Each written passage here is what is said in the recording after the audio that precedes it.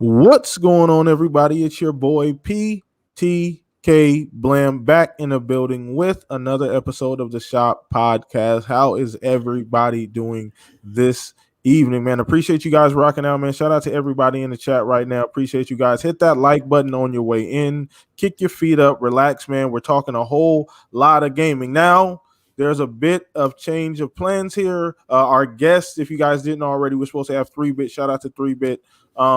Knew it was going to be a bit precarious because of his work situation, so he might not make it tonight. So shout out to everybody who still comes out, hangs out in the chat. We do still greatly appreciate you all for rocking out with us. So we'll have to reschedule with him potentially. So just want to let you guys know about that early. So if he doesn't pop in here, man, once again, shout out to 3-Bit. Definitely understand, brother, your work situation. You got to do what you got to do. Bills got to be paid, man. But we're going to rock out anyway. We still got a lot to talk about. It's been a big week, man. Shout out to everybody watching live, man. Once again, hit the like button, subscribe. Super chat is available if you guys want to support in that way as well, man. But we're going to just start with the crew. As always, man, the best damn gaming panel on YouTube, period, man. So let's go ahead and start with our boy, Steve Harvey, a.k.a. Pong Harvey, Hollywood, Pong, yeah, however you want to say it. It's all the same thing. So shout out to you, Pong. How you been this week, brother? Woo! It's been another busy podcast week, busy work week. So it's been a crazy one. Like I was telling you behind the scenes, it feels like I was just here. It's kind of crazy. Some weeks feel longer than others. This one is definitely short. But it's Saturday night. I'm here with my brothers. It's awesome to be here with you, PTK, obviously Centurion and Fuzzy as well. Hopefully 3-Bit can join us. I was looking forward to talking to my brother from another, but yes. I just got, again, you got to do what you got to do. And he's actually out there working on some of the stuff that we're actually talking about. Exactly. So that's the cool part. So, but yeah, no, great to be back Saturday night. This was a big week for indie games. Death's Door is getting a lot of hype. I've got it downloaded. I haven't played it yet because I chose to start playing Chris Tales and Last Stop first. And so nice. I am working on those two. Great start to the week. Just a lot of hype, having these games. This is just the beginning. We were just talking, PTK. People don't realize the content is just starting, and this is going to be like kind of the norm. We're going to have very little downtime from here on out because there's so much coming out. Next week is even bigger. So we got a lot to talk about. So let's get down to it. It's great to be here. Chat, love you all. Great to see everybody as always. And let's do this, PTK. Let's get started, man. Appreciate you, chat, man. Love you guys as always, man. Retweet the link. It's on Twitter right now. All the bios down below. So check us out there as well. Appreciate you guys' continued support. Let everybody know. Shop Podcast is live. Let's pack this thing out, man. We always have a good time here. We put on a phenomenal show. So my guys here make me look great, so I appreciate them. We're not quite done going through the roster here quite yet. So let's go ahead and throw this over to Centurion. How you been doing this week, brother? What is up, everybody? And hello, gentlemen. It is going to be another fine show today. I'm totally excited. As I was telling Pong earlier, it's actually been kind of a relaxing week for me when it comes to work. So I've been able to check out a few podcasts, check out a few opinions, hear about all the crazy stuff that's taking place in the world of gaming. And man, I'm ready to definitely discuss some games. And some of the topics tonight had me check out some of the games. And now I have like even more games on my radar even before. Exactly. That's the whole point. That's actually part of the point. There's a method to the madness. Every week I try my best, but I appreciate you guys. Appreciate you, Centurion. Always here, man. Shout out to the boy Stag as well, man. Shout out Stag. Can't wait to have him back at some point, man. But last but not least, here hanging out with us, rocking out with us, man. Mr. Fuzzy Belvedere, man. How your week been? What you been playing? What's been going on, man?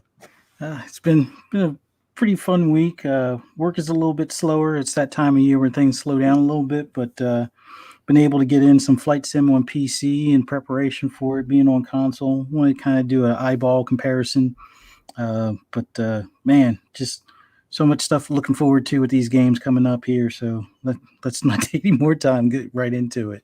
Man, let's dive right in. As you guys know, we have a ton of fun here. So let people know The show is live right now. What are you doing? Go ahead and go right now. I'm gonna give you a couple seconds. Let everybody know we're live right now, man. Best gaming podcast on the weekend, man. We appreciate continued support. Shout out to the chat once again. Mod of the year, shown to Ashtray Gaming. Everybody, shout out everybody hanging out down there, man. If you're not just watching live, shout out to you as well. So let's dive into the topics, man. We had an awesome poll of the week, man. Shout out to everybody who voted on in the poll of the week, man. We do this thing every single Monday on Twitter. Follow me. All the details below. Follow me down there so you guys can be a part of that poll of the week. Always have a lot of fun. So this week, man, I try to make this shit as hard as possible. I really do. Like, that's my goal. I was actually wanting to interrupt real quick and be like, I'm used to flipping my phone open on Twitter to a casual poll. That's just like real quick. Oh yeah, you click. Done. Hell no. You open up PTK, you're like, man, now I got to sit here and stand here and think about this damn thing. What the? That's my point. Like, dead ass. That's my entire point. Like every time Monday. Like sometimes I don't get it out till later because I'm struggling with trying to find something that I feel like may be interesting. So to be honest with you, I do really try and make it difficult on you guys. So Cat is out of the bag. I got the old easy button out every single poll, and I hit that easy button, and it's over with PTK. Yeah, so no, Cat's out the bag, harder. Buddy. Cat's out the bag. No, well, anything. We'll get into it. I'm not going there with you, Pong. Shout out to the chat, man. What's up, Blue, my guy?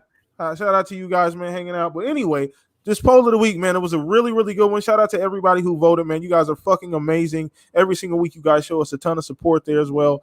All of that information down in the description below. So poll of the week was, you get to pick only one group of devs for the next 10 years to make games for your preferred platform. Who are you choosing? So it was 4 groups of 3 developers. And I kind of mixed it up. I made this shit as hard as possible, I promise you. So first group, 343 Gorilla, Double Fine. Second group, Obsidian, Sucker Punch, Rare. Third group, Coalition, Insomniac, Bend. Fourth group, Playground, Sony Santa Monica, Ninja Theory. And that was actually the group that won.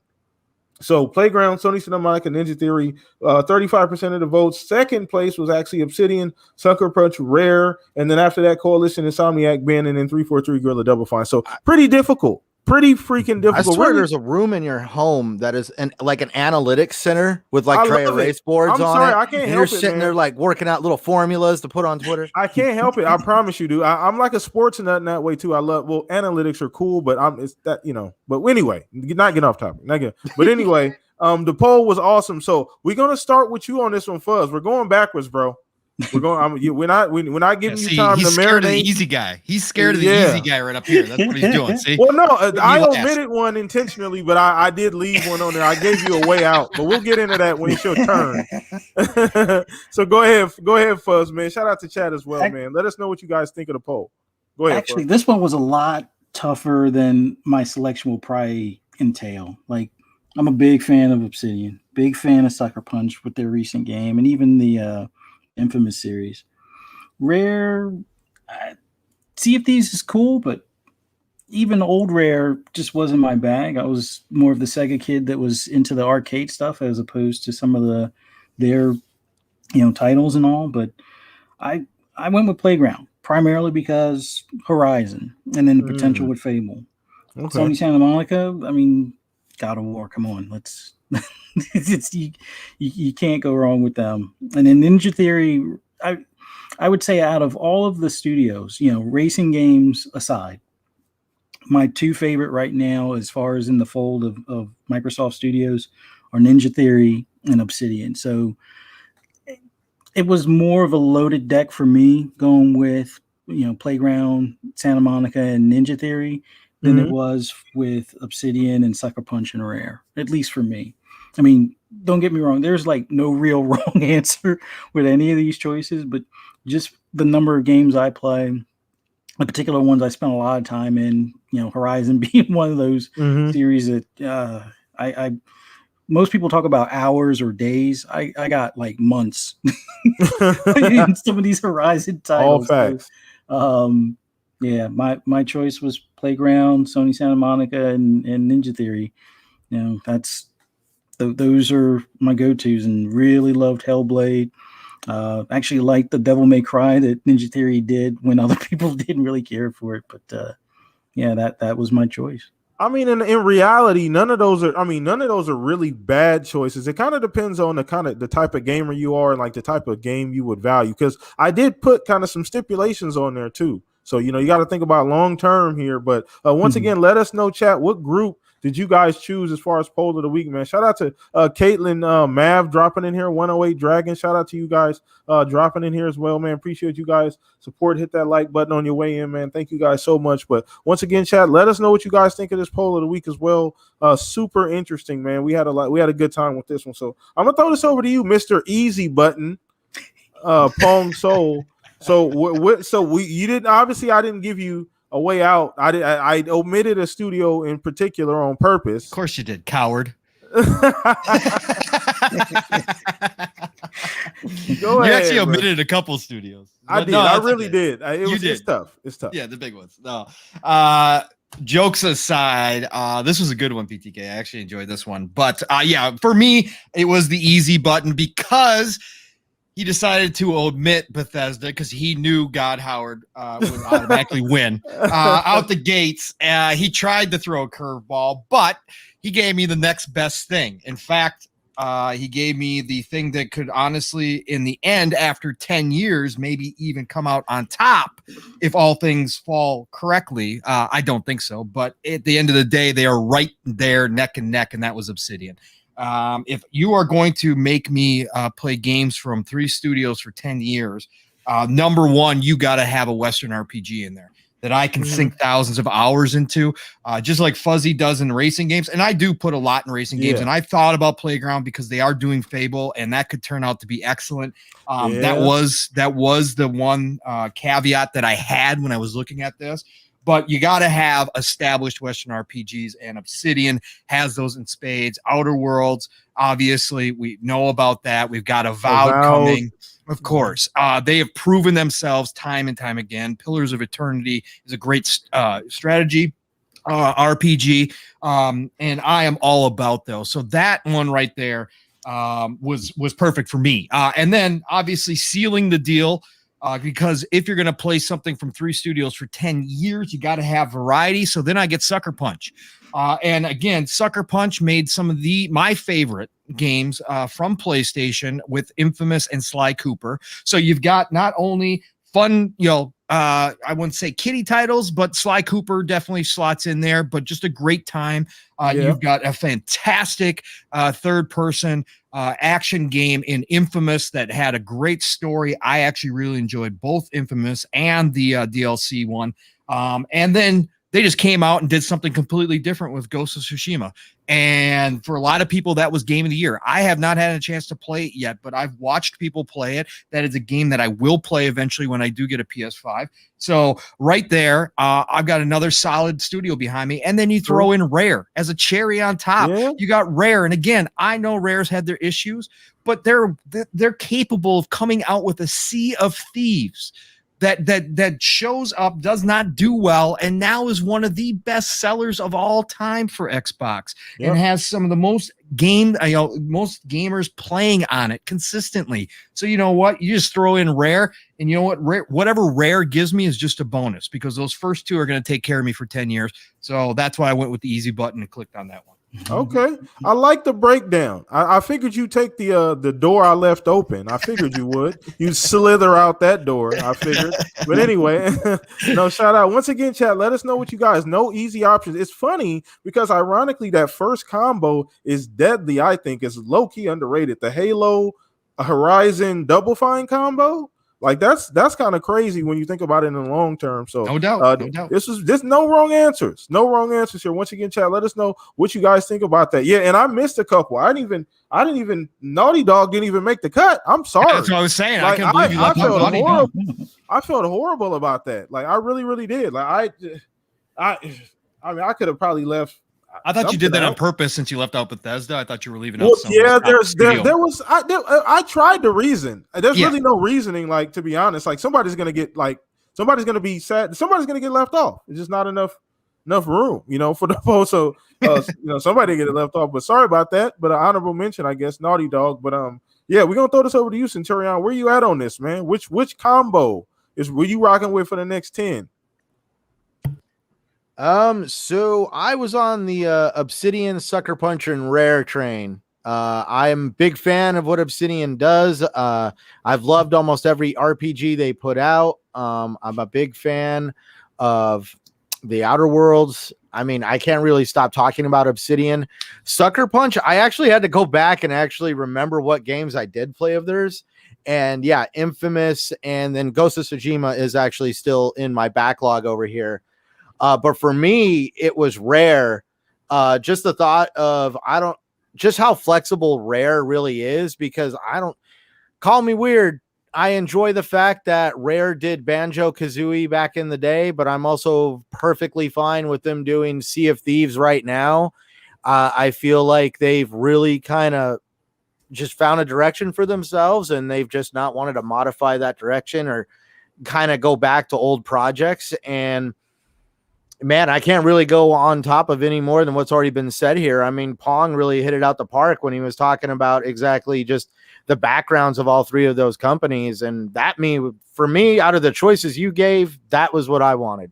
Yeah. Yeah, and like I said, there's really no wrong answers ultimately when you really take a step back and look at the options. Like, none of those are really, like, you can't really go wrong. It really just depends on what you enjoy playing and what you can see yourself playing in, like, that 10-year span. But, man, shout out to everybody who voted for the poll of the week, man. We every single Monday, hot off the press, man, wake up, wash your face and get that poll of the week every single morning, man. So follow me on Twitter. All of that's down in the details down below. Shout out to everybody watching, man. Let me give some more quick shout outs. Jigga J, my guy, man, appreciate you. Last Emperor, appreciate you as well. So let's see what we got going on here. So let's go ahead and move on to the next topic, man. So we're going to be talking about Psychonauts 2 and some early reviews. Man. People are super excited about it, talking about potentially game of the year here. So give me a second, you guys rock with that. Go ahead. Game of the year too. I know, right? Go ahead, guys.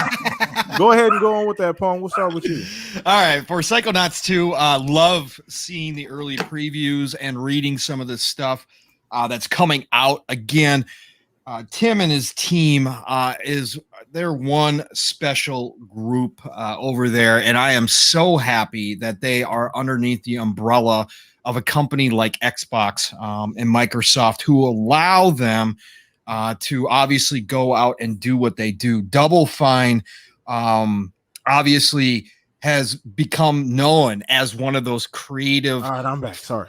No problem. Double Fine has become known as one of those creative forces in the industry and has a long-standing history that has stood the test of time at this point. Again, you can go back and play Double Fine games and still find amazing enjoyment out of any of them, especially from the writing standpoint, the comedy standpoint.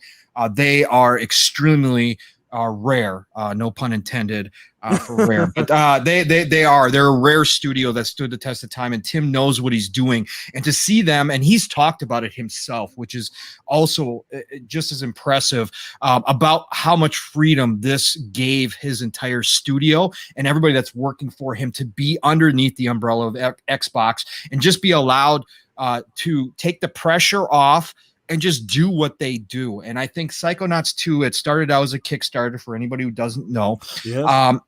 Started out being funded that way. That's why we see it as a multi-plat game, because that was part of the deal. And again, we know that Microsoft honors all previous deals, which is, I personally think, is a good thing. They don't have to do it. There's people in this industry that probably would not honor it, but Microsoft chooses to do so, and I think that's awesome.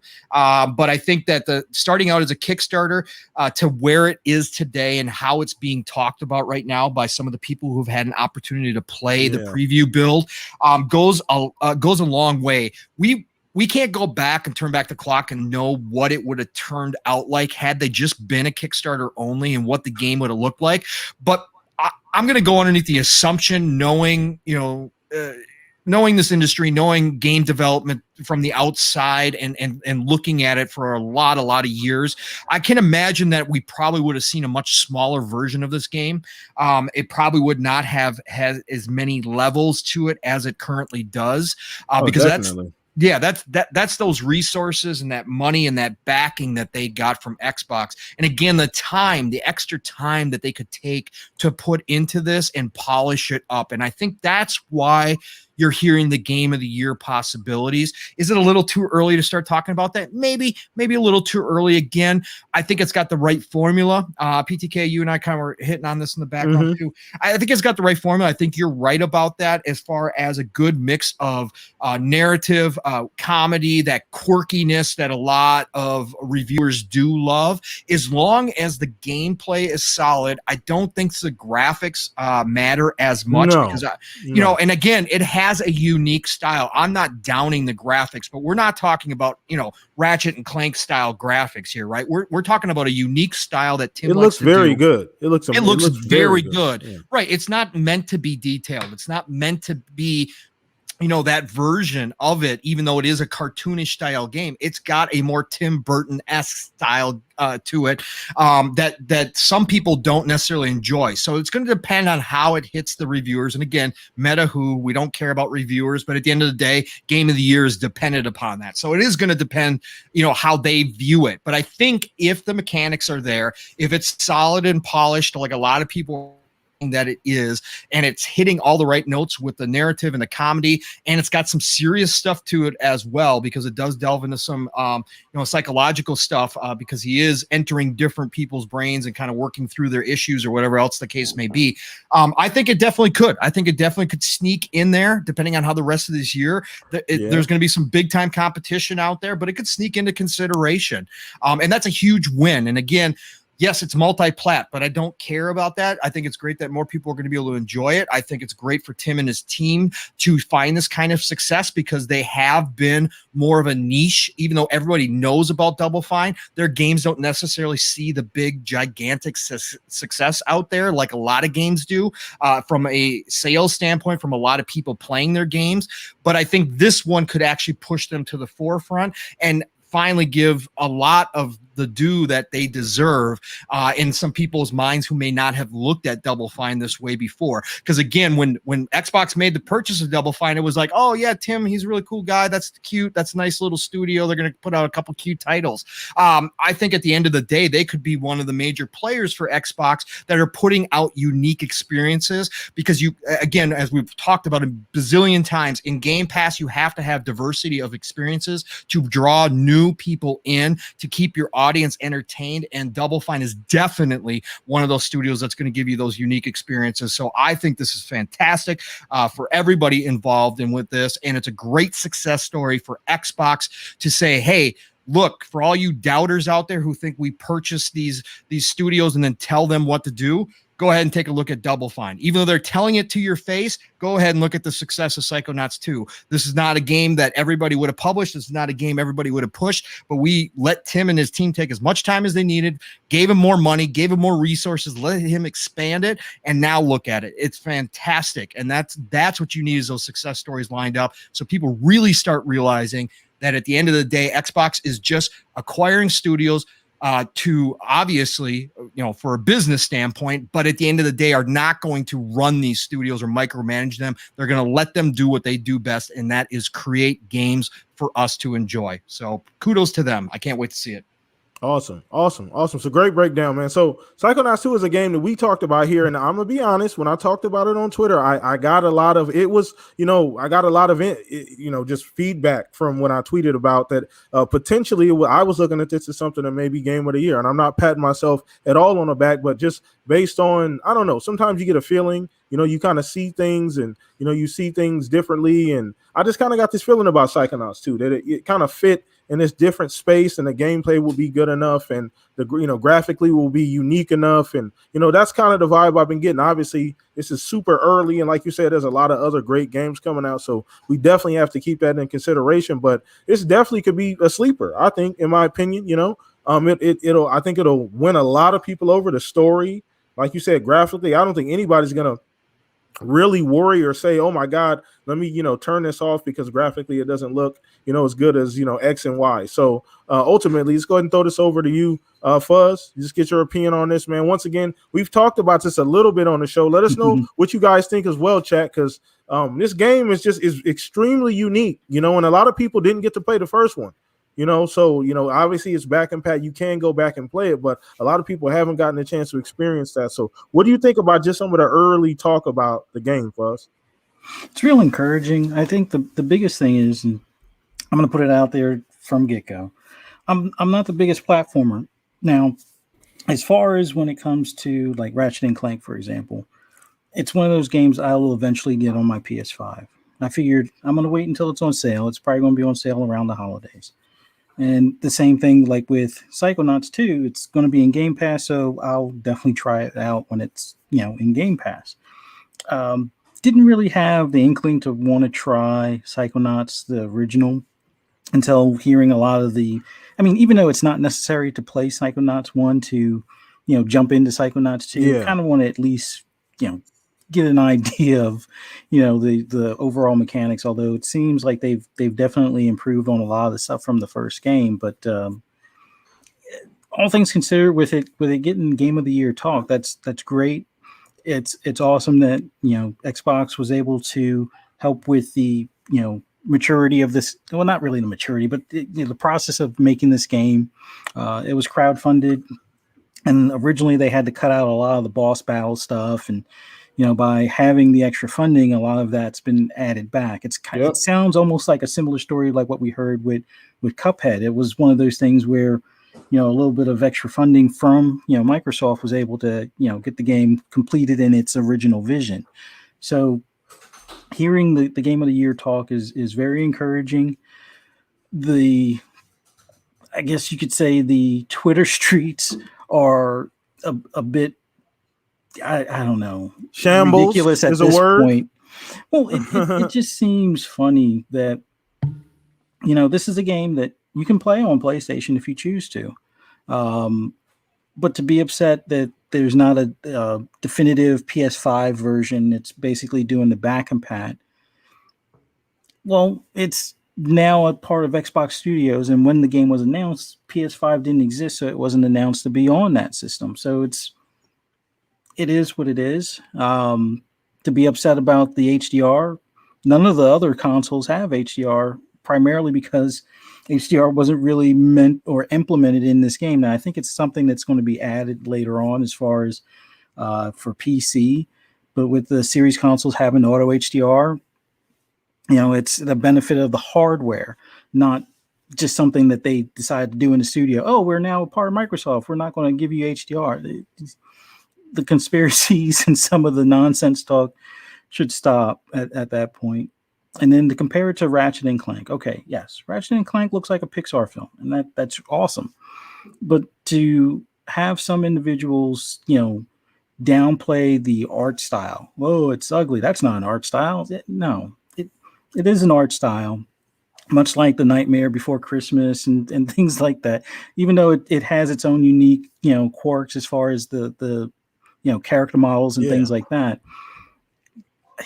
If we're going to nitpick a game on its art style as opposed to playing the game and actually playing it for the story or the mechanics, then I guess probably the best bet is to play everything on PC, because that's where if you're looking for photorealism, that's the only real place to get it. Limitless power with PCs versus the consoles, but I don't know. I just don't get the PlayStation fan backlash. I can understand them feeling a certain way because PS5 didn't have an optimized version, but once again, it's pretty much like a back compat mode. So if they don't want to play it on the PS5 because it's not a native version, dig out their PS4 if they still have it, or sign them for Game Pass and get a Series S or a Series X. But other than that, or their balls to the wall PC that they always claim they have. But I don't know. I'm happy for the studio that they're getting that talk as far as game of the year talk. there's still a lot of games to come before this year Oh, is yeah. out. So I'm pretty Oh, sure yeah. there's going to be a lot more hats thrown into that mix. Oh, yeah. In fact, absolutely. we already have You can bank on that. was it Death's Doors? Death's in Door that is also same, getting that. Yep. yeah. So there's just because a game gets Game of the Year talk, don't automatically jump on the bandwagon of trying to shit post on it just because it's not on my preferred platform as far as the PS5 versus the earlier or the previous gen system. But I like the art style. I'm more than likely going to wind up trying, or at least taking a look at Psychonauts, the original, because it is on Game Pass, and it's just one of those things that it's worth the try. I wasn't into Double Fine games as much growing up. Like, I was more of the sim and arcade guy. Yeah. During the PC era and stuff like that early on. But yeah, it's definitely worth taking a look, trying it out. And if it's not a game for you, that's great. There are plenty of other games coming out the rest of this year. But for some to kind of badmouth it just because of its look or art style is different than what they their preferred platform headline game or Halo type pointing game type of deal. Ratchet and Clank, great game. If that's your jam, play it, enjoy it. If Psychonauts isn't, then it just isn't.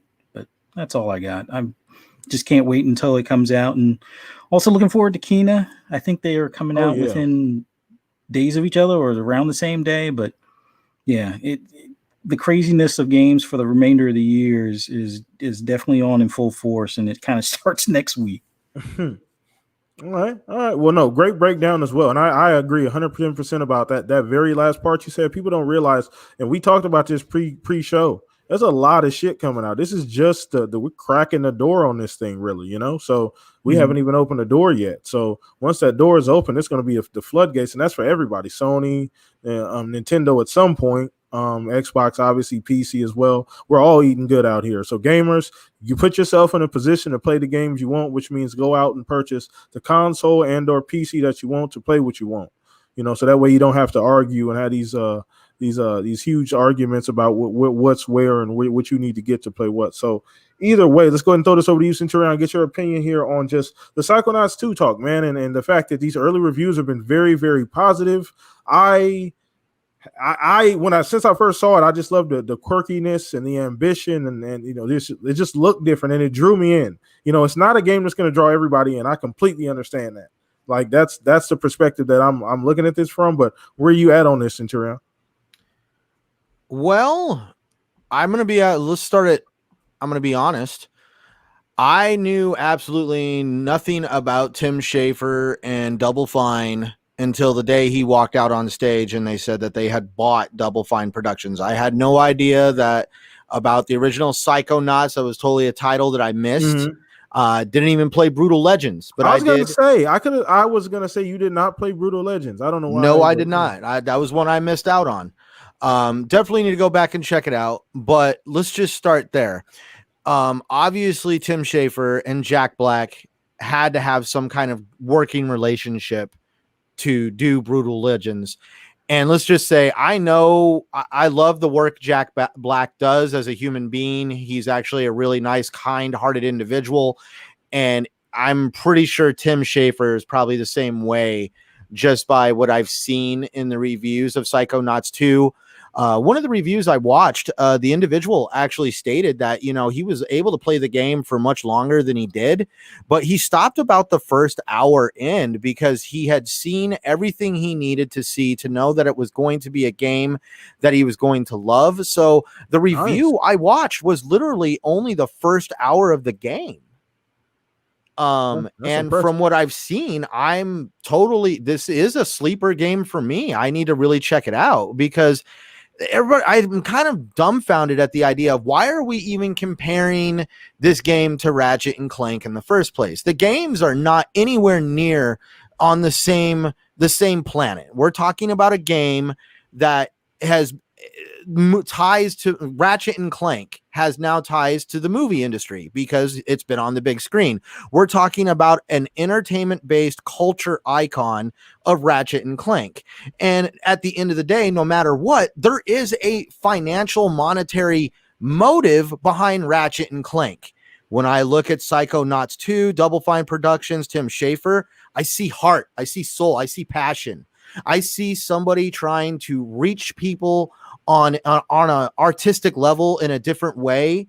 And I really enjoyed what I saw of Psychonauts 2 on how it's tackling subjects of mental health and really just kind of like creating awareness for, for people that, I thought it was funny how there was in the preview, in the review, it showed, oh, these are doubts. And they slow you down. And I'm like, huh, that's totally funny. I'm like, like that made me chuckle at like, oh my gosh, an enemy is called a doubt. And that there's, and I forget some of the name of the other ones, but it totally fit what they were trying to do.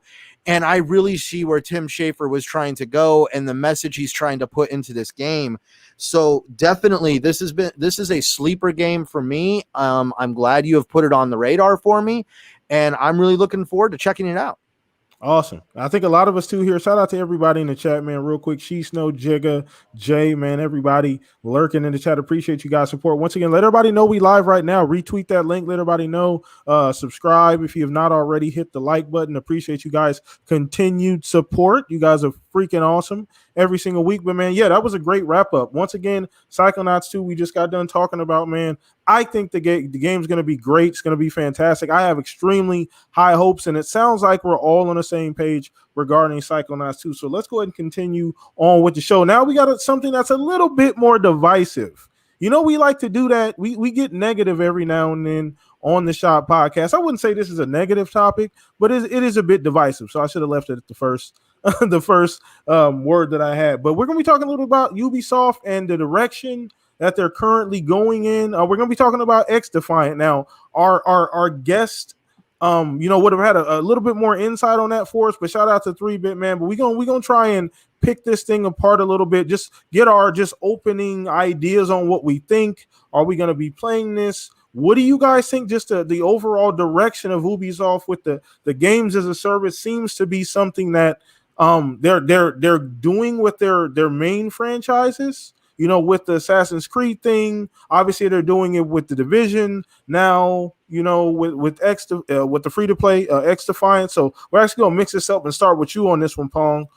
Just where you at on this? I mean, are you gonna play it? I mean, it is free to play on one hand. I know some people just getting the Call of Duty vibes. I get it.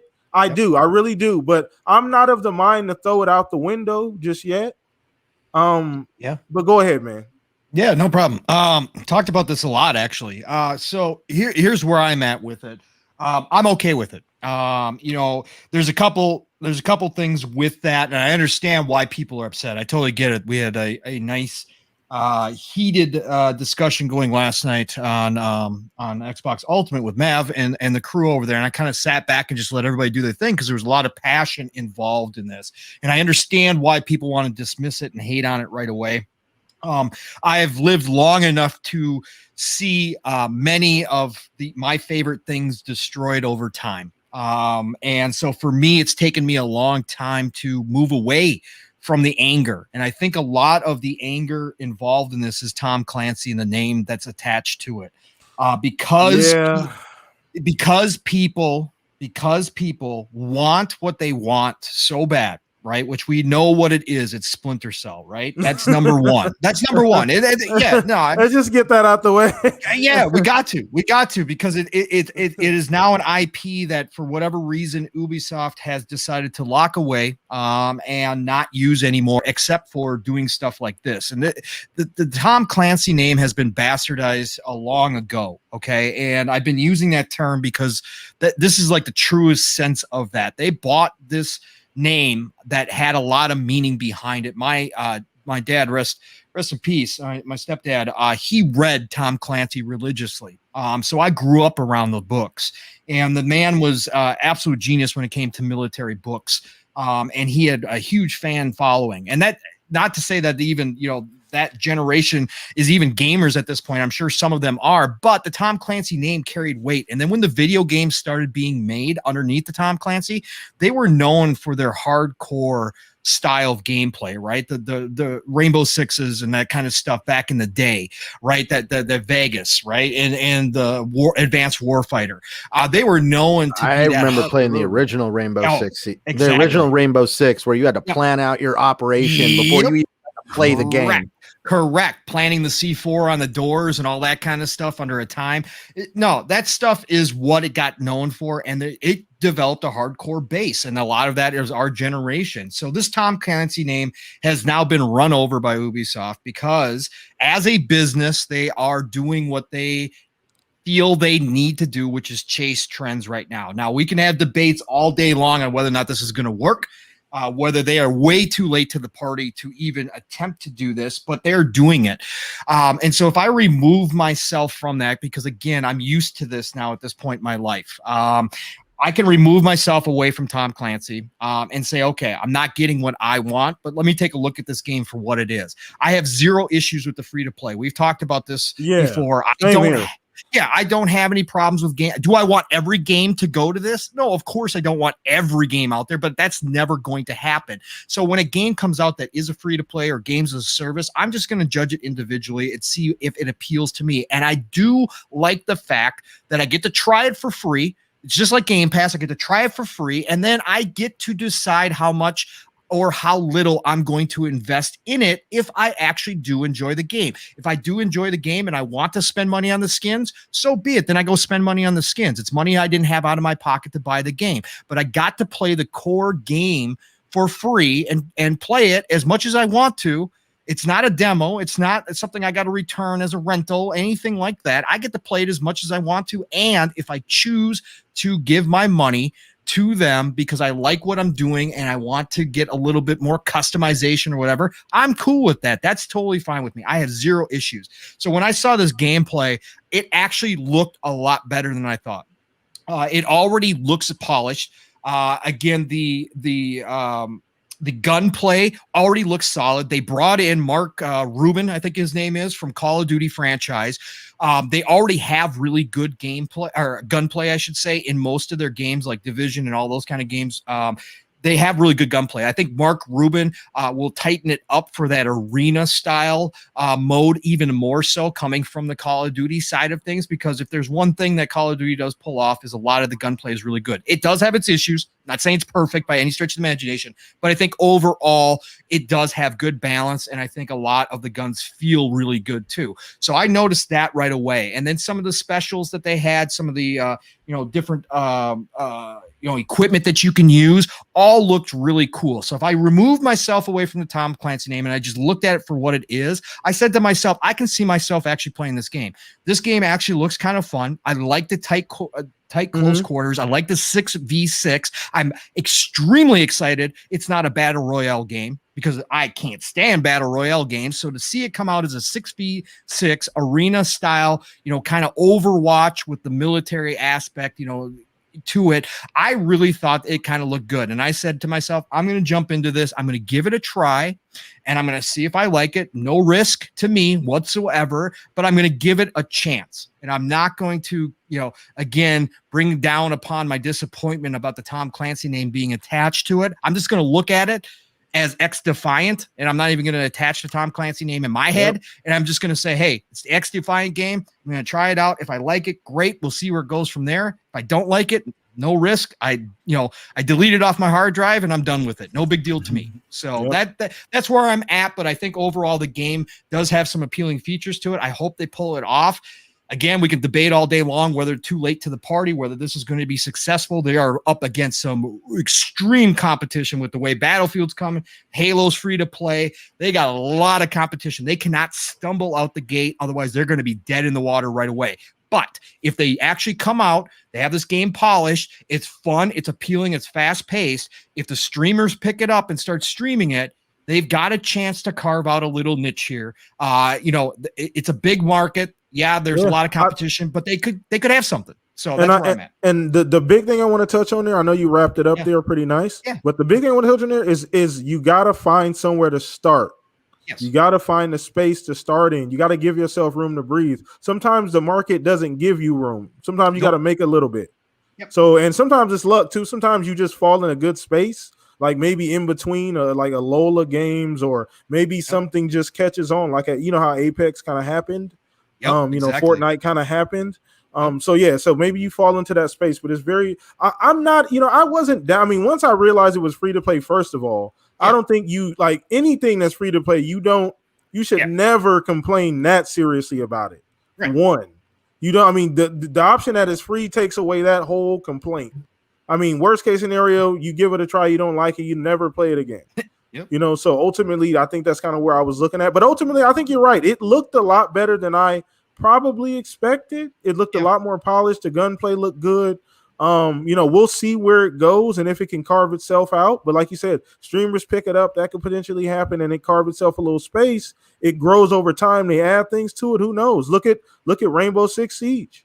Everybody's always looking for the next big thing too. You got to remember that even though everybody's got their favorites, everybody's still a big portion of Fortnite players right now are just waiting for the next Fortnite come along. And that's why you saw Warzone explode, because there's a lot of people that are playing Fortnite and Battle Royale that wanted something a little bit more realistic without the building and all that kind of stuff. All of a sudden Call of Duty plops out, you know, Warzone, and all of a sudden it becomes the next big thing. There's always people looking for it. The same thing happened with Apex, like you just said, PTK. It can happen at any time. That shift can happen, and it doesn't have to be everybody all at one time. There's plenty of gamers out there, but a portion of people can shift over to a brand new game, and that game can find success, whether big or small. It can find success in that space that may be crowded when we look at it, but there's still enough players to go around. So absolutely 100% agree. So let's go ahead and throw this over to you, Centurion, get your opinion on this, man. What do you think, man, just about the X Defiant? Did you watch the trailer? Did you get a good idea? Or is it going to be a game you're going to maybe dip your toes in? Well, real quick, I'm just wanting to touch on what Pong said about Tom Clancy. I can't agree with him more. It's crazy to think that there's actually this large age gap between me and Pong, and I'm like over here, like, I feel you on Tom Clancy. I remember clicking on Rainbow Six Siege, Tom Clancy's Rainbow Six Siege, and you just, this ain't Rainbow Six, man. What happened to planning? That dude's over there doing whatever he wants. That guy doesn't even know what he's doing. There is no coordination. So, like, I'm just saying that's when anytime I see a Tom Clancy title, my ADD takes over, and I don't even see the word Tom Clancy. I see Rainbow Six Siege. I see X Defiance. I see The Division. I don't see the word Tom Clancy in the title anymore. That being said, though, call me a sucker. It's got my attention. I already heard I was hearing more people chat about, like, oh man, Ubisoft just came out with a free-to-play game. Have you seen it yet? No, let me go check it out. And then when I checked it out, I'm just like, I enjoyed The Division. I've enjoyed what Ubisoft has done a little bit here and there. I'm gonna have to check this out. I have friends that I know that I could text right now saying, hey, you gonna download this with me day one? And they definitely would, and we'd probably play it till either A, we got bored of it, or till we either got hooked and couldn't stop playing it. I remember that's how it was with Rainbow Six Siege. At first, Rainbow Six Siege is like, man, sometimes that game is not fun. It's actually more stressful than work. And I'm surprised that game grew on me. So I'm definitely going to give it a chance. I want to check it out. I like how they talked in the trailer or the announcement, whatever you want to call it, on how they're trying to create, like, everybody wants to try to be unique, but I like how they specifically said that they are going to try to create gameplay that is completely unique to their game. And I really think they can do that, because we have seen some very creative stuff come out of the weaponry in a lot of games. Far Cry, The Division, Wildlands. I mean, they're especially out of Far Cry, we've seen some really fun, unique weaponry. A lot of it remind me of The Division, especially when you saw the cleaner, and you saw, like, even the healing, the green mist that came out and healed everybody. It's like almost like X Defiance is taking parts of, like, almost every Tom Clancy game that they've ever put out. and they're basically putting it all together. But then they also reached over into Far Cry New Dawn and just took that graffiti and slapped some paint on the arenas and stuff like that, and really just created these really beautiful, colorful worlds that you'd be able to run around in. And like I forget who said it, but there was somebody here that said that there was like some polish already there. And yeah, I mean, like the game looks pretty clean and pretty fun so far. So yeah, sign me up to try it out. Yeah, no, and the one thing that's very important that you mentioned, man, one thing that you mentioned that was extremely important is that this is something I like how they're using their universe, and very similar to what Battlefield's doing with the Portal thing over there at Battlefield, where they're expanding their universe in a very creative way to allow you to be able to tap in and give you a little bit of that nostalgia. Now, obviously, you're not getting Splinter Cell like that. I don't know if that's completely DOA at this point. I mean, but I wanted to kind of hit on that too. I played Splinter Cell back in the day. Maybe it wasn't my cup of tea at the time, but I was also a lot younger. I mean, dude, I think I was like middle school, maybe a freshman in high school when that game came out. And to be honest, I'm not trying to be mean, but I feel like right now there has to be a little bit of a little calming on the Splinter Cell thing, because regretfully, Ubisoft, whether we like the rehatchings of Assassin's Creed or not, they were successful. Whether we like what they've been doing with Tom Clancy or not, it has been successful. Ubisoft has been really successful, and when they really have that misstep where the players actually officially speak with their wallet, I think that's when they're going to pull back, because we all see it with EA. We don't want to go into another subject, but we see it with EA all of a sudden pulling a game out of their ass. We're seeing actually a total change in EA. They went from games as a service, microtransaction, to all of a sudden they're like, oh, we're starting to do single player games again. Wait a minute. Didn't you guys say a couple years ago single player games were dead? I think we're seeing the same effect out of Ubisoft, that for whatever reason, this is just their business model. Sadly, this is where things are out of our control. Nobody was happy when they took the headphone jack off of cell phones. I still hear about that today from everybody. But anyways, with Ubisoft, they're wanting to go down this games of a service route. And I really watched a video on it actually today, and it completely blew my mind. Assassin's Creed going into a universe, like pretty much every franchise that they have done within the past couple of years is somehow being crammed into some kind of games as a service universe. So they are all in on this business proposition on what they want to do. I even think they're trying to put oh my God, what's that game everybody's been hyping for a long time from Ubisoft with like the chick and they're flying around in the city that looks like the Fifth Element? Oh, Beyond Good and Evil. Beyond Good and Evil. Beyond Good and Evil 2. There's rumors that the reason why nobody's heard anything back from that is they pulled the game back, and rather than doing a single player experience, they have now pretty much created a multiplayer experience. It's a multiplayer world. They're actually thinking that's why nobody has seen or heard anything about it, because literally Ubisoft is trying to figure out how to cram everything into games as a service. And regretfully, Splinter Cell as a franchise fits more of a single player narrative than it does a games as a service narrative, unless you use Sam Fisher and the things he does as DLC and events. Then it becomes games as a service. But actually, Sam Fisher himself is a single player experience that I just don't think Ubisoft is really wanting to tackle right now. Yeah, so I mean that was long-winded. No, you're good. That's unfortunately that could be the case here, because we still haven't gotten that at all. Every year we kind of hope, and there's always a thread, a hope there. There's always some type. There's always one thing I don't agree with is that one time I still remember one of the Ubisoft reps, executives, I guess, had done a little bit of drinking and decided to start trolling Twitter with Sam Fisher and Splinter Cell, trying to get everybody's hopes up. And there was even like other executives trying to tell him to turn his phone off while he was doing it. Yeah, there's always been things here and there that pop up every year like clockwork. and we, people get their hopes up here and there a little bit. Not people don't go too crazy, but there's always that inkling, that hope, every year. But we'll see how that goes. We'll definitely see how that goes. But I'm definitely looking forward to the game. I'm gonna dive into it. I'm definitely gonna play it. Me and Fuzz and all the fellas have talked about this, pre-game.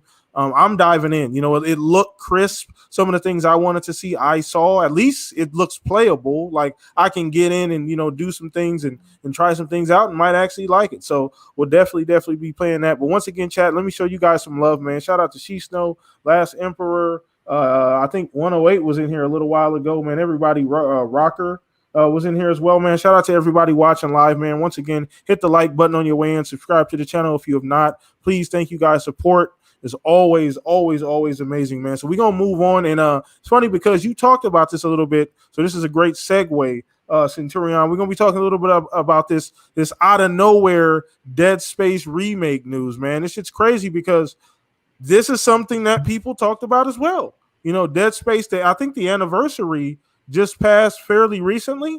And it's something that came up. But EA, and I'm going to throw them a bit of a bone here. EA they've been in the news, and it has not been for negative things recently. They've been doing some very, very promising things with the way they've been handling games, the studios, the stuff that they're deciding to do now.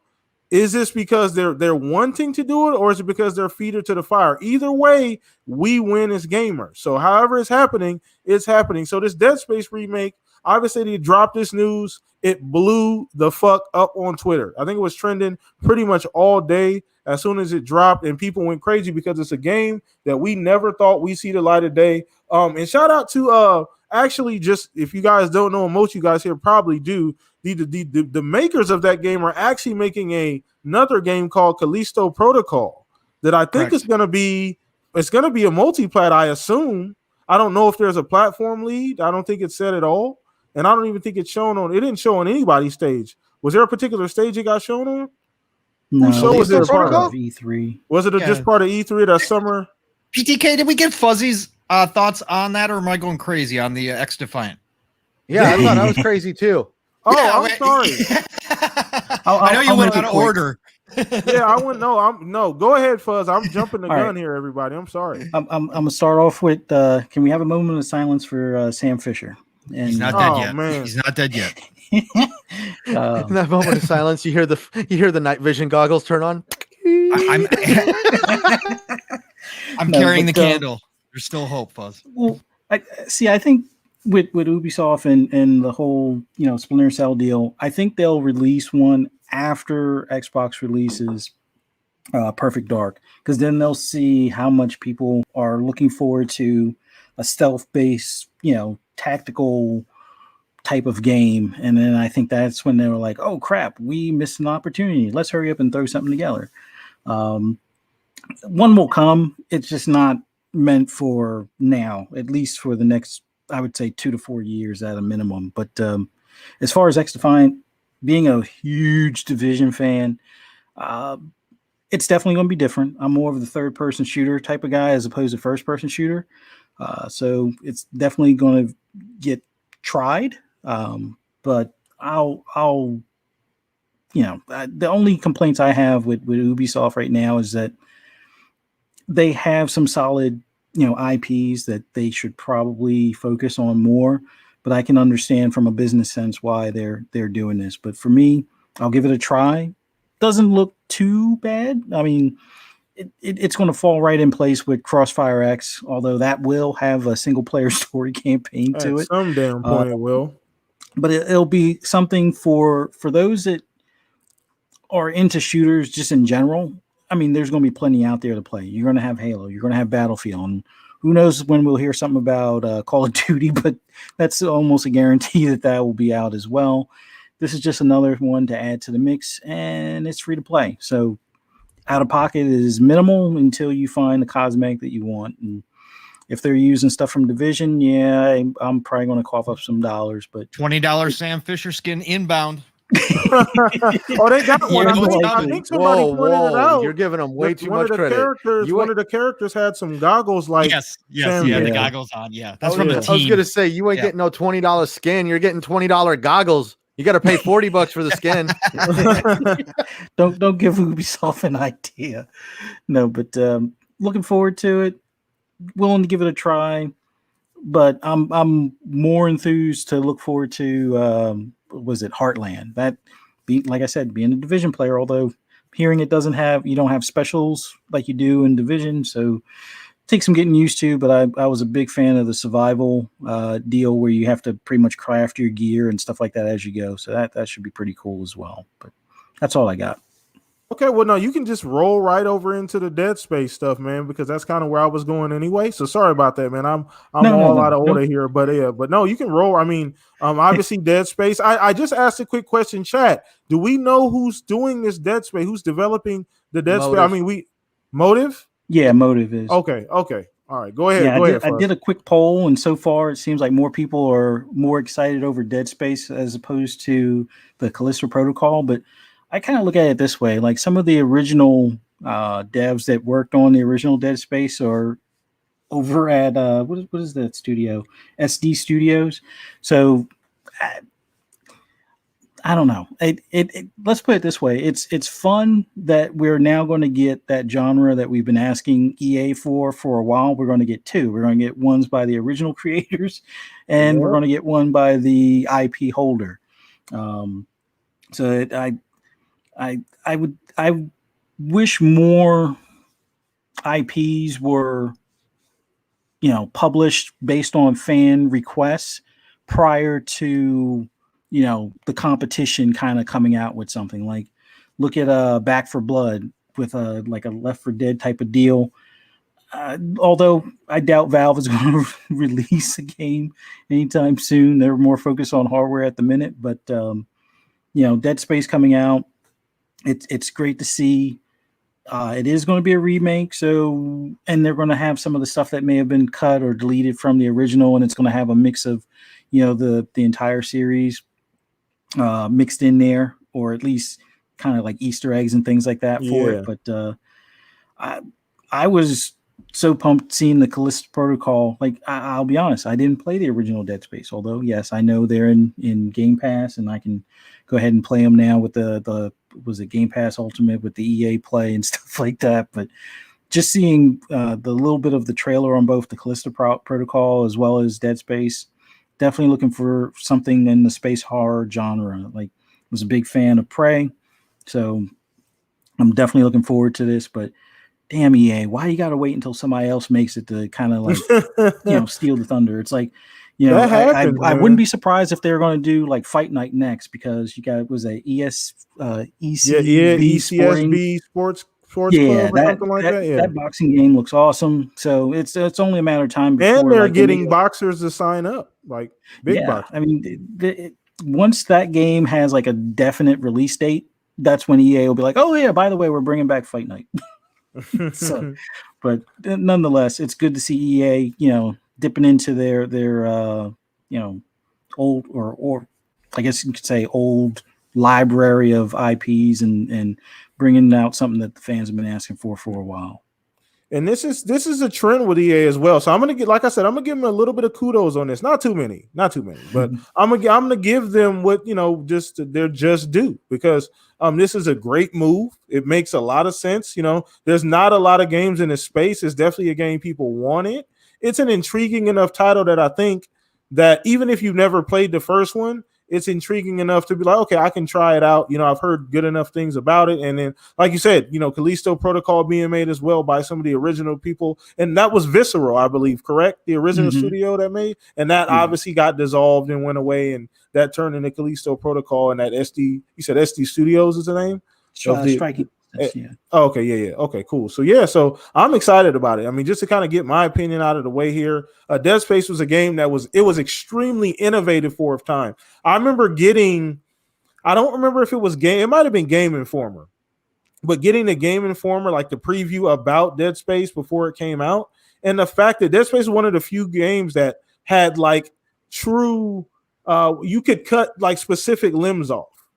Like you could target specific limbs, and it was like that was a way to kind of deal with enemies. That was extremely unique at the time. There was very little games that kind of worked in that way. So it was really, really cool on top of the horror aspect as well, because that's really what Dead Space is about. It's the horror. It's the what the hell is going on? I want to put the controller down, but I got to keep going. You know what I'm saying? So, but yeah, let's go ahead and throw this over to you. Pong, get your opinion on this. Are you excited for that Dead Space remake? Yeah, absolutely. Dead Space is, again, I'm not a big horror guy, but Dead Space was one of those ones that's right on the cusp. It's the perfect mixture. You give me some sci-fi laser cutting weapons that I can chop off limbs, we're good to go, right? And you don't give me too much straight up horror. You just give me more of that psychological feel with a few jump scares here and there. I'm all about it. So as long as they don't stray and get too horror on me, I'm good. I'm back into Dead Space again. I have to give, and I have been on other shows as well, give EA their props, just like you, PTK. I think there's plenty to criticize EA about, and there has been for a long time, right? And their sports franchises still to this day deserve all the criticism that they get. But when they do something good, we do have to give them praise. And right now, compared to what Ubisoft, what we were just speaking on, what they're doing over there, EA's doing something right. And they are showing. And again, I'll give a lot of credit right now to Vince Impella and his team. Vince basically told management to F off over there. You brought me on. He did. Legit. Like, if any of the stories that I've heard that other people have heard are real, I believe it. Really, they paid him all this money to come over there. They thought he was going to come in, be, just a good little boy and sit down and do whatever they told him, use, Frostbite for his game. Blah. He was like, yeah, no. This is not how this is going to work. And he's gone out and proven it. And again, Jedi Fallen Order has gone a long way to show EA, especially the investors. Vince walked away from Call of Duty at its peak. Right. At its peak. Right. To join EA. And they paid him a ton, right? And they gave him a high position. Yeah. But, Jedi Fallen Order proved to EA, the higher-ups and especially the investors, which is a big part of what happens over there and why things got, for so long were so bad, because the investors were running the ship. Yep, exactly. So when you see that happening, look at 3-Bit showing up to the party. Hey, guys. How's it going? What's going on, 3-Bit? Man. So busy day. Yeah, well, obviously, I'm just glad you could join us, man. Oh, yeah, absolutely, man. You missed out on the Ubisoft talk. I think that's why you waited. See, look, the jig is up, brother. The jig is up. Yeah, for people who don't know, in chat, 3-Bit's actually the one who has canceled all Splinter Cell games, so he's making that decision. And his email address is as follows. I told you that in confidence, Paul. Yeah, too bad. It's out there now. But no, to get back on topic. So I think that went a long ways to obviously impressing upon the investors and the higher ups at EA that single player still has a place and can still make them a lot of money, which is at the end of the day what they look for. And I think that along with Capcom's success with Resident Evil, bringing that back, doing the remakes of those and having huge success, also probably impressed upon them that this was a viable option. And then they went ahead and did Mass Effect, the Legendary Edition, have seen nothing but huge success from that, brought in a whole brand new fan base along with that as they prep to, get Mass Effect 4. Yeah. Exactly. So I think all of that tied together has given them the confidence to kind of greenlight these projects. And I hope it continues. And Dead Space in particular, there's a whole generation of people who missed out on Dead Space just for whatever reason, whether it's just age and they missed out on it like they did a lot of 360 games, Mass Effect being one of the big series that a lot of people missed out on, or just people just not being in that, they just weren't interested in that type of game back then, but now have gotten interested in it. And so I think there's a huge audience already built in. There is a bigger one waiting for them if they do it right, as more people find out about it. And then I think you can take Dead Space off in a whole lot of different directions. You've revitalized an IP that you could literally branch off into new stories if you wanted to. You don't necessarily have to go back and remake 2 and 3. You could branch it off and start a whole new story. And I think that would be huge. Again, I like to see the old stuff come back. I also like new IP. The marriage between the two when they do something like this is a little scary, and I understand why some people are a little worried with EA doing it, because it is it's a tough it's a tough balancing act. How much of the old are you going to leave in the game and keep that core gameplay, and how much of it are you going to modernize, and what kind of new surprises and new elements are you going to bring to a game that is beloved already? That's a tough one, but I think that they're going to pull this off. I think it's going to wind up being fantastic. I'm all about it. On the Callisto project, I think that is it Callisto? Yeah, it's Callisto, right? Yeah, Callisto Protocol. Yeah, Callisto Protocol. Thank you. So on Callisto Protocol, my initial just off the cuff feelings are that team is probably going to lean into the horror a lot more than the Dead Space trilogy ever did. I think that team was probably waiting to make a more horror-esque game, a more, maybe a even darker game than what they got out of Dead Space. So when they got the chance to do it, I think they're going to do it. So I think there's enough room for both of these to exist. And I think there's enough fans that will find love in both, because I know some people really wanted Dead Space to be even hard, even more hardcore with the horror. So I think some people, I think just from the short trailer we got and kind of the atmosphere, I think they're going to lean into that a lot more now that they're away from EA. They don't have to have a mass appeal game, more like what Dead Space was going for, to bring in more people. Not to say Dead Space was casual by any stretch of the imagination, but just it invited more people to try it, like myself, who may not have been horror fans, but could do Dead Space, right? And I think the Callisto will definitely lean into that darker side a little bit more on that. But I'm excited. Either way, I got to give EA props. Off topic, but Lost in Random shows that EA is still allowing creatives to create that game, that Tim Burton-esque game that they showed off. And I'm happy to see EA not doing what some of these other big publishers are doing, and instead kind of cracking the door in a lot of ways that they haven't opened in a while. And I think that it shows that they might have a new direction. And again, I will give a ton of credit to Vince Zampella and his team for making this happen. And so I'm all about this.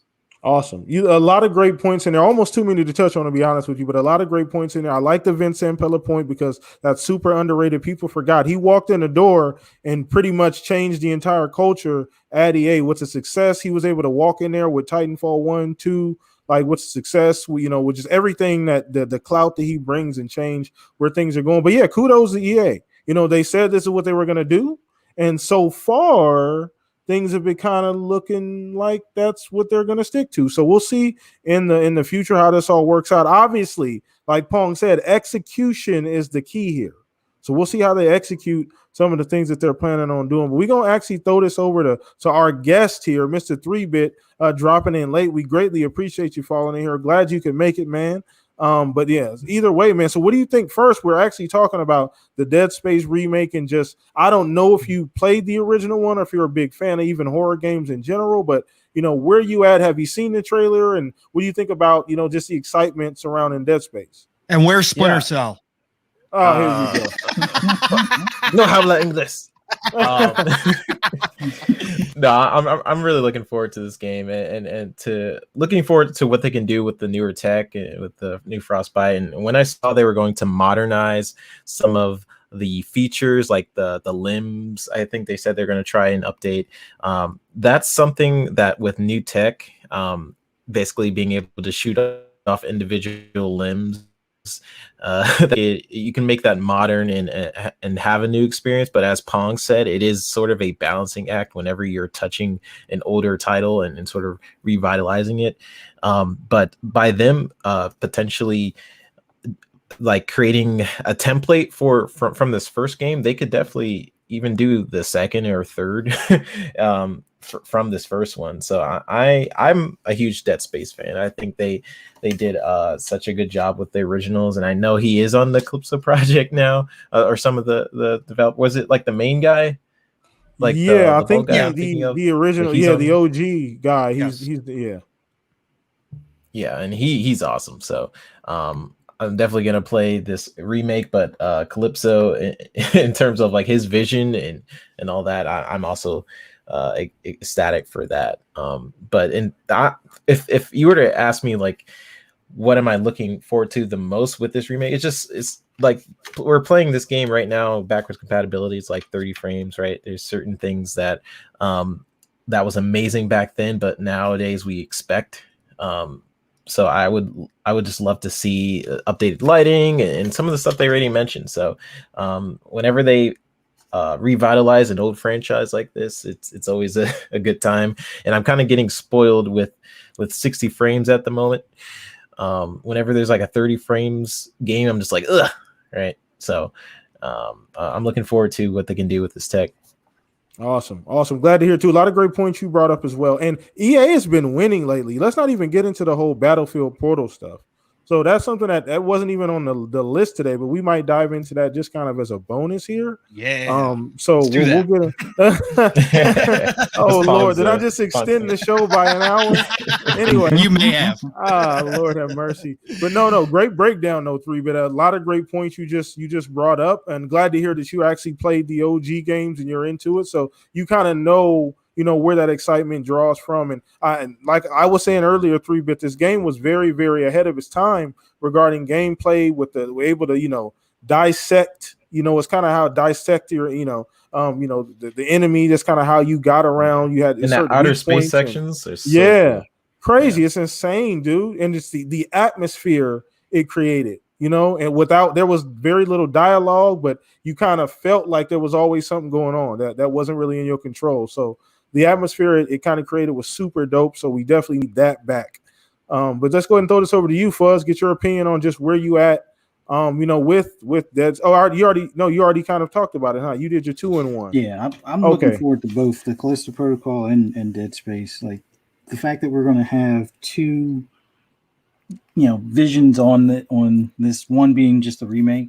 It's definitely going to be an awesome time for space horror games.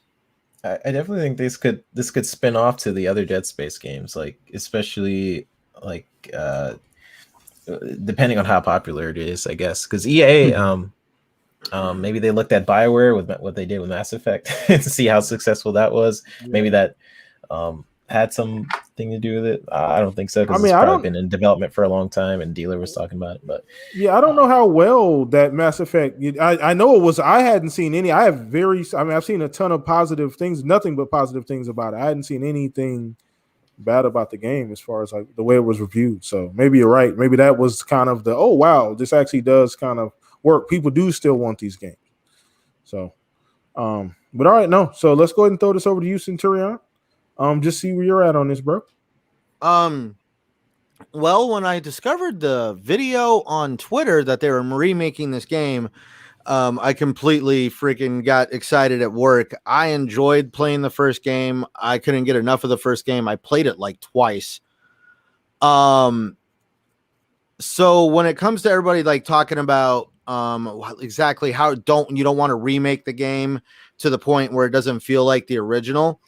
If you watched some of the videos that Motive put out, they talked about how they created like a community. They reached out to the gaming community, especially obviously those that enjoy Dead Space, and they established what they call some kind of a council or a board where they actually present the changes that they're wanting to make to the game. And they have to actually give a logical reason on why they want to change this. One of the changes that they do plan to make that he was talking about was wanting to change how zero gravity functioned.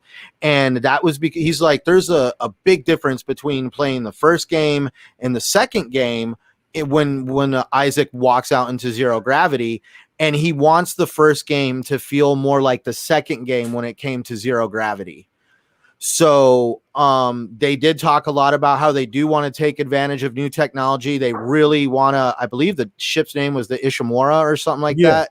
Mm-hmm. The Ishimura was like a character in itself. I mean, like you're walking around in this thing, like through the entire game, start to finish, you are going to this floor, back to that floor. Oh crap, I got to go back over here. A lot of backtracking a lot of times. Like at the end of the game, you almost know the Ishimura by the back of your head.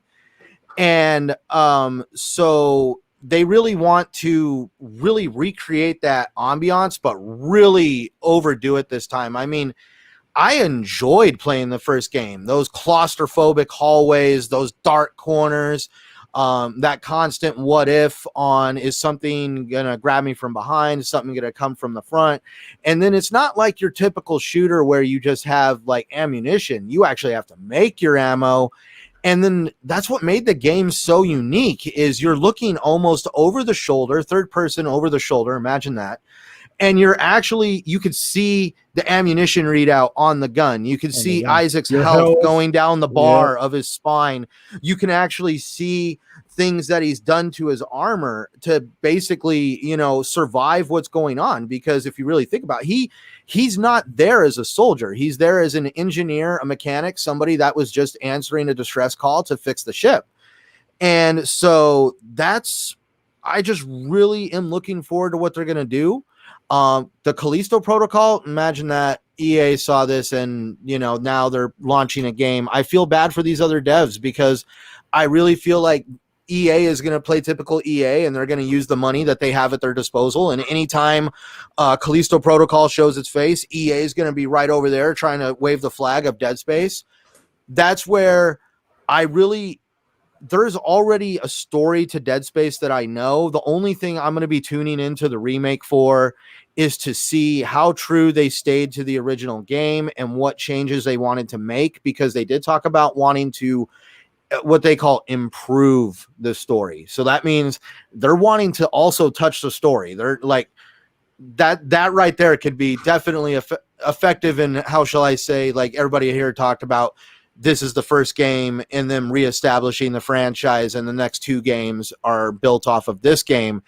And that's completely possible, especially with them talking about them wanting to improve the story.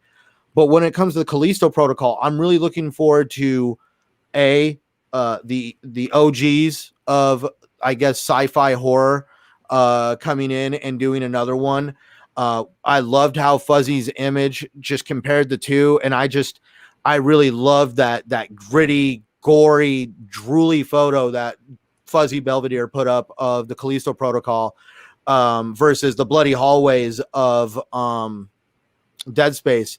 Now, that's one thing they also talked is they're wanting to actually kind of maybe up the gore. That was one thing one of the executives said over at Motive, is they wanted to up the gore. And that the one guy also said that there will be no microtransactions in the game.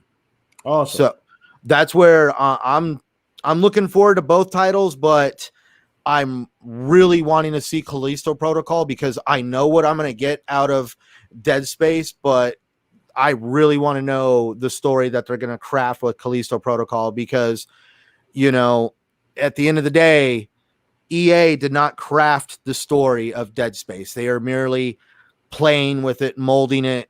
They are not the ones that really hatched that one out. That's over at Callisto Protocol. So in my opinion, if by some chance they build a second game for Dead Space off of this remake, then we might be able to see EA actually playing with the actual story and how they could hold their own on crafting the story of Dead Space. At least that's the way I feel. No, and that's a great breakdown as well. So I want to make sure I got to. Did I get to you, Pong? I want to make sure I got to everybody regarding this specific topic. Yeah. All right, cool. No, everything's good, man. So I wanted to dive into a little bit of this Battlefield because it was actually on the list. It was meant to be a topic this week, and I completely spaced it. So I do want to dive into it just a little bit here. And we'll kind of just free for all this thing, chat. So let us know how you guys feel about the last topic as well. Once again, Dead Space remake coming out. I think it sounds like we're all extremely excited and intrigued about this game. I think we do have to wait and see. Obviously, it's EA, so we'll just wait and see what the game looks like and how it plays. But ultimately, the idea that it's coming back is awesome enough, I think, for the majority of us. Okay, because a lot of us thought we'd never see the light of day ever again. So this is super amazing that we're even having this conversation. So let's go ahead and talk a little bit about this Battlefield. And this is part of, I guess you could call it the EA initiative, man. Everything they've been doing recently, they've been catching a lot of W's, and this whole Battlefield thing is a game changer. This is essentially Forge for Battlefield to a almost further extent from a creative standpoint, like giving you access to all the tools from Battlefield and letting you play with the game and the different physics and all these cool options. This is like next level stuff, man. So I want us to get everybody's just quick opinion. We'll start with you, 3-Bit, on I mean, now that this is out, because obviously I think people were already extremely excited just about the way it was shaping up anyway. Just the first couple trailers, obviously E3 people, I think it was the most viewed trailer at E3, first or second most viewed trailer at E3. So it was extremely exciting anyway, but now we're getting this. Like, this is something we didn't see coming. So where are you at on this whole Battlefield Portal idea? Yeah, it's always amazing when developers basically give the gamers access to stuff like this, because like we can think about maybe they can do some like fun game modes here and there, but the community is very creative and we don't really know what the gamers are going to come up with until they get their hands on it, right? But Yeah, I was seeing some of the things that you can do, like some of the basic things you can do within the Battlefield Portal, and it seems like you can control the maps and different modes and different traits. You can also control, like being able to toggle down the sights and stuff like that, or go prone, so like you could force people to stand up, or I don't know. There's a lot of different things I can think of about with where this can go, but it's cool. It's new for the franchise. I don't think Battlefield had anything like this before. They've never had anything like this. Yeah, so maybe mod would be the only thing, like would be on PC. Mods would be the closest thing. Yeah, so this is pretty much giving users tools, and I have a feeling they did this, like they took out the campaign, right? So after they took out the campaign, because not a lot of people play. I think they said it was a percentage of people that didn't play campaign, and we had very lengthy discussions about this on Ultimate and a bunch of other things about like is that still worth the pricing and all that. That's another conversation, but I do think this does give it additional value for sure, being able to customize your own experiences for multiplayer, and for people like me, I jump in and out of Battlefield. Like I'm not like a hardcore fan of Battlefield, but I love Bad Company. I love Battlefield 4, and I was always looking for that experience again in the Battlefield franchise. And this game seems like a good mix of what I want. So I'm looking forward to trying out this mode. I was just messing with in Forge like a couple days ago on Halo. So and I always used to like mess around with different maps and different modes. And I know Mav, he was talking about like the editor mode on Far Cry. That was always a thing, and not enough people messed around in that mode, but it was always it's always welcome, right? It's always welcome with more options like this. No, absolutely. And I think you brought up a lot of great points, and just it giving people, this is not a direction I don't think 3-bit that I saw coming. I can safely say that I had no idea they were going this direction. I don't know how you feel about that, but I didn't see them going this way. Obviously we thought the battle royale thing was kind of the safe thing to do. It made sense. It actually made sense more for Battlefield than it did for Call of Duty to do it, because Battlefield is just it's always been this huge, large scope game, so a battle royale would make better sense. But this is even better. Like this is something awesome. And Forza, obviously that's doing something similar, right? 3-bit, with being able to get in there and change and really like change the core gameplay, like having you mess around with like physics and things like that are going to give you these awesome experiences. And a lot of these games need things like that, man. Some games don't realize the community will save you sometimes. Like having a strong community will save a game. We see it all the time. So it definitely lengthens the lifespan of a game, and it also, like some people on Halo, right? Just for example, some people on Halo will only play certain modes, and there's audiences for that specific mode. Like for big team battle, like there's certain gamers I know, like I'm only going to play on big team battle in Halo, or some people love SWAT, right? And I know some people who just forge maps on Halo and just share it. So what this does is it kind of opens up different parts of the community that they might not even have known was there in the first place. Yeah. No, absolutely. And so it's kind of a free for all. So anybody want to talk about the Battlefield Portal next? Pong, Fuzz, anybody, just go ahead. I'll jump in, or if you want to go, Pong, whatever you want. Oh, I said go. Okay.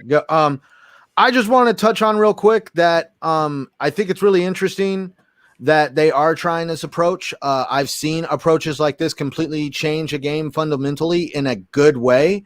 The big one, at least that comes to mind, last time I saw something like this really work in a game was what Overwatch did, called the Overwatch Workshop, where they allowed players to go in, create game modes, and do exactly what they're talking here. And it led to some really fun community events, one of a kind gameplay, and almost one of a kind like conversations with your friends that, you know, you could sit there and be in a room full of people talking about Overwatch, and all of a sudden you talk about that one event, and a lot of people, I didn't participate in that. So you have more of it sounds like unique events like this could almost be like a game saving grace, kind of like really knock it out of the park. You know, everybody's been talking about what's that extra value, you know, where's my single player campaign in Battlefield? And I really do feel now that they've shown this, they have really shown that there is still value there without a campaign, because we've all seen how just a random set of events can lead up to great stories and great times with your friends. Just look at Sea of Thieves. It is a completely indescript game until the last update, at least. But that's pretty much that's where I was going with it. Is I really am looking forward to some of the just custom matches. I even think, what is it? God, has anybody played Call of Duty like on the weird mode where I think there's a mode where you can become objects and you got to hide from people? Does anybody know what I'm talking about on that? It's not hide like prop hunt or what? Yes, prop hunt. Prop hunt. Yeah. And that there was one time me and my friends tried that just for fun, just to try it out. And it's just really funny when you're the park bench in a park full of benches, and you're watching some guy randomly run around shooting park benches, trying to figure out which one you are. Yeah, I've seen a lot of that. That's actually extremely popular on YouTube. A lot of people play that on PC. But yeah, I agree. I think this is a direction that I absolutely didn't see coming. And I do hate the fact that they kind of killed it by breaking that embargo and kind of ruining it. But you didn't get kind of its proper like release, you know. But I mean, it is what it is. It got leaked, and it wasn't a bad leak, you know. I think a lot of people were excited about the information. So yeah, if I can ask, that's where I missed it. Wasn't it? Was it Games Radar? Was it Games Radar or something? Games Rant. Yeah. So they broke the damn embargo and dropped the info way early. I don't know exactly how early, but way earlier than it was supposed to be. So Pong, Fuzz, if you guys want to just dive in here, Yeah, go ahead. Fuzz, you want to get your thoughts out? Yeah. As someone that was originally against buying this until my one of my sons was like, "Oh yeah, I want to get a Battlefield 2042," I figured, you know, I'm gonna always reward them as long as they stay on honor roll. So that's coming as soon as it hits day one. But that Portal thing definitely appealed to me. I just like creating like random stuff. Like me just getting my PC. That's basically for me to do mods for games and things like that, just to kind of mess around with stuff. And now I don't even need to do something like that with Battlefield. But I have to say, where's Call of Duty right now? I mean, yeah, I understand they got Warzone, but this is awfully spooky that they're this silent this far into the time where it should be coming out this holiday or something from them, and we haven't really heard much other than, what was it, Valorant, or not Valorant, but what do you call it? I forget what they're calling the mode, but or what this code name is for this upcoming one. But I'm surprised Call of Duty isn't at least trying to, you know, get some sort of spotlight at this point, because as it seems right now, Battlefield is going to definitely take this holiday, you know, hands down as far as a third party first person shooter type of game and stuff. But definitely looking forward to it. Being able to have, you know, World War II guys with knives versus, you know, combat medics and stuff with the defibrillators, stuff like that. I'm definitely looking forward to. Oh, yeah. This is just so Battlefield is just turning into one big thank you letter to Battlefield fans. This Battlefield seems to be going in that direction, and it's not something that I can say I saw coming. And if I put my money on it, I don't think a lot of even Battlefield fans saw coming as far as some of the things that they've been doing, like some of these extra small details that they've been that whole Bad Company shout out they gave in the trailer. Like that's something that if you weren't playing Battlefield back then, you don't really catch. But it once again, Pong, this goes back to us talking about the change at EA, just the change in the mindset and how they're looking at games going forward, and they're going to give these devs time and let them be creative and actually allow the ideas to push these games where they need to go. But I don't want to take up too much of your time, but go ahead, Pong. Yeah, no, exactly what we were talking about. It's incredible how the narrative has changed around Battlefield when it went from, oh my God, this is not worth any amount of money without the campaign, to now it's pretty much agreement across the board. I've still seen some people here and there saying they're still not going to buy it because it doesn't have a campaign, but for the most part, the value proposition is now on the other side. It's like, holy cow, how much more can they give us? And they still have a whole nother mode to reveal that we haven't seen yet, right? So the fact that EA took, again, coming from an old Battlefield head, a guy who absolutely would live and die by Battlefield Bad Company 2, right? And Bad Company 1. Those are two of my favorite, probably, if you had to nail me down, my favorite first-person shooters of all time. So to see them go and take an entire studio, which was DICE LA, now Ripple Effect. Again, Vincent Pella is going to head that up too. That studio is now headed up by Vincent Pella. To take an entire studio and say, you know what, guys, go back, redo all the assets from a lot of our previous Battlefields, some of our favorite Battlefields, create an entire brand new mode, please. That's a lot like Forge. Yes, you can't edit the maps, so it is missing a big piece of what makes Forge. However, go back, grab all these assets, and you know what? Go back and even grab some of the maps. Please bring them forward. We're going to have you create an entire brand new mode that is going to be an absolute love letter to all of our Battlefield fans that unfortunately have had to put up with our missteps over the past, probably close to 7 years now or so. Yeah, or more even, I think. Right. I mean, Battlefield 1 was very good. I'm not going to take away. True. One was good. One was good. And Hardline had its moments, and I saw what they were going for there, and they tried something different. So I will always give them props for taking the formula and trying something new with a cops and robbers kind of basis, right? They just didn't pull it off. I bought Hardline day one as well. I actually went to GameStop and bought that, Yep, so did I. So I will give them props for that. But again, they've had a lot of missteps. 5 was a debacle straight out the gates. Take everything that was wrong with 4 and then multiply it by 3 and drop that into a space that was already kind of sick and tired of World War II, and that's what you get. Again, they made up for it. You go back and play Battlefield 5 now. It's a beautiful game. It's gorgeous. It looks next gen in a lot of ways. The Pacific Maps DLC was fantastic. That's what should have launched with that game, and I think that game would have had a lot more success.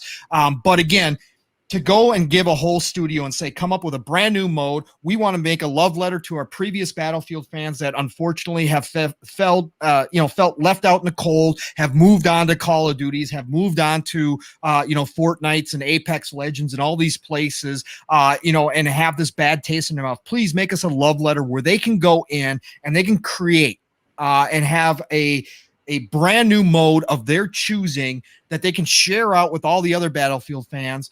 And please just make that. And again, to have a whole studio go do this is something special. And again, more props to EA for going out and doing this and saying, we're going to make this up to everybody. And from the day that they started showing Battlefield 2042, the old feelings are back. The only in Battlefield now is going to be times 1,000 when people get their hands on this portal mode. Again, just some of the stuff that they showed us, the 4 modern day soldiers versus the 32 World War II soldiers. Think about the stuff you're going to be able to come up with that. I mean, it's just crazy. The whole the little robots versus the one big tank. That mode looked insane. They showed a Spitfire and a dogfight with an F-22. I mean, come on, man. I mean, Yeah, is it unrealistic? Of course it is, but it's going to be only in Battlefield moments when people get their hands on this thing. And the stuff that we're going to see, the streamers are going to absolutely love this mode, coming up with new and crazy stuff to do. So I think this is an absolute love letter. They could not be doing anything more right than they are right now with the Battlefield franchise. And again, if it all comes together, it always comes down to execution. It always going to come down to, look, make sure your servers are correct when this comes out, because you're going to have a lot of people dropping in day one. Make sure that those are up to par so we don't have the server issues. Make sure those spawn points are balanced across the entire map so we don't have the Battlefield 5 debacle of spawning in and getting head sniped instantaneously. Make sure all that stuff is polished up. But with what they're doing, with how many teams they put on this, again, they've pulled, I think, four or five teams total to work on this thing for the past 2 years.